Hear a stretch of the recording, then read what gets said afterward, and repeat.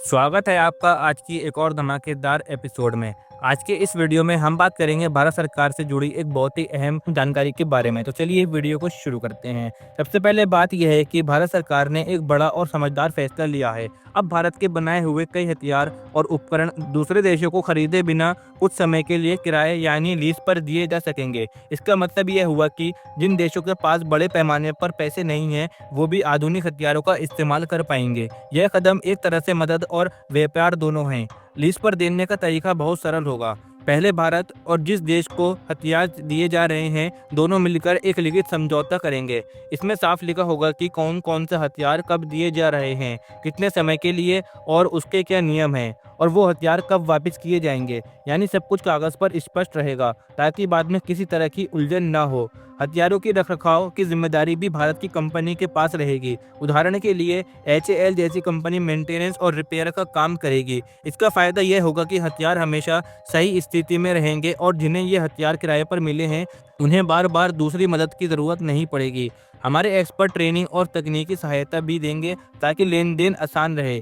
यह कदम छोटे देशों के लिए बहुत ही उपयोगी है। कई बार छोटे देशों के पास महंगे हथियार खरीदने के पैसे नहीं होते, या उन्हें सिर्फ कुछ समय के लिए ज़रूरत होती है। अब वे ज़रूरत के मुताबिक कुछ महीनों या सालों के लिए हथियार ले सकेंगे और अपनी सुरक्षा बढ़ा सकते हैं। यह उनको मजबूती देता है और आवश्यक खर्च भी कम कर देता है। भारत के लिए यह फायदा का सौदा है।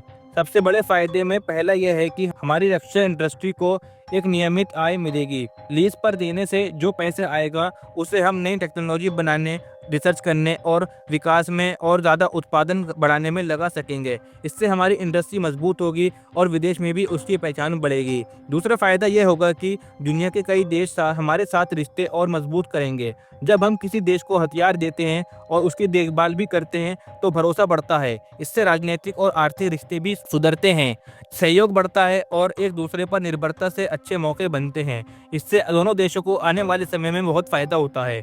तीसरा फ़ायदा यह है कि इससे हमारे यहाँ रोज़गार बढ़ेंगे। जहाज़ और जेट बनाने, उनकी मेंटेनेंस करने, प्रशिक्षण देने और रिसर्च करने में बहुत तरह की नौकरियाँ बनेगी।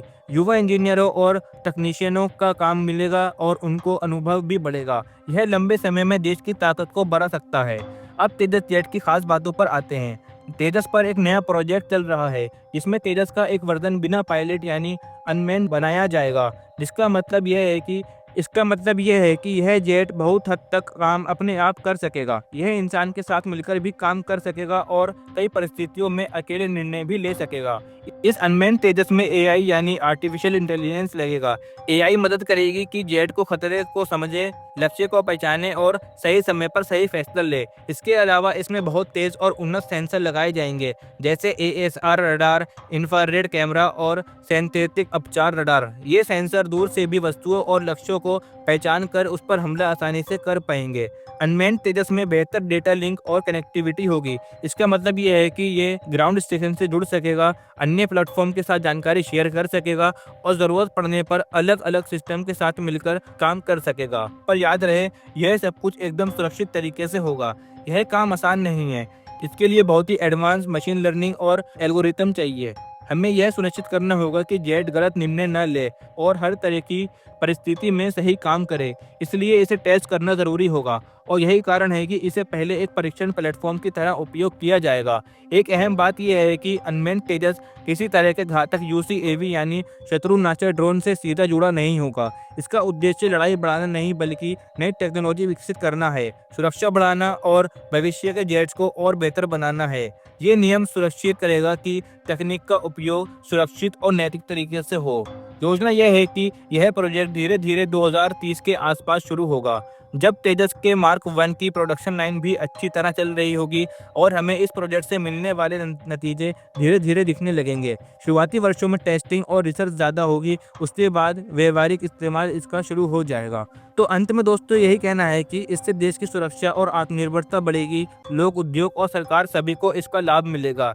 यही बात है कि यह फैसला सिर्फ आज का नहीं, आने वाले कई वर्षों तक का फायदा हो सकता है। तो उम्मीद करते हैं आपको भारत सरकार का यह कदम अच्छा लगा होगा।